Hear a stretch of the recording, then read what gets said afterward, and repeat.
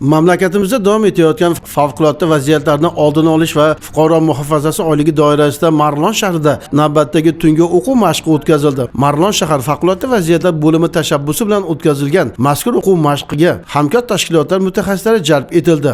Rejaga ko'ra, shaharning Pichoqchi mahalla fuqarolar yig'ini hududidagi mehmonxonalarning birida zilzila yuz berishi oqibatida bino talafot ko'radi. Uning natijasida yong'in yuzaga keladi. Bu haqidagi xabar olingach, favqulodda vaziyatlar davlat quyi tuzilmalari voqea joyiga yetib keladilar. Dastlab kommunal xizmat ko'rsatish idoralari vakillari tomonidan binoga tortilgan tabiiy gaz va elektr energiyasi tarmoqdan uziladi. O't o'chirish guruhi alanganing tarqalishining oldini olish hamda uni o'chirishga kirishadilar. Bu orada mehmonxona ichkarisida talafotdan jabrlanganlar borligi aniqlanadi va ularni tashqariga olib chiqilib, birinchi tibbiy yordam ko'rsatish ishlari olib boriladi. O'tkazilgan tungi o'quv mashqi ko'ngilsiz holat yuz berganda favqulodda vaziyatlar davlat quyi tuzilmalarining tezkorlik bilan aniq harakat qilish va bartaraf etish borasidagi tajriba va ko'nikmalarni oshirishga xizmat qildi.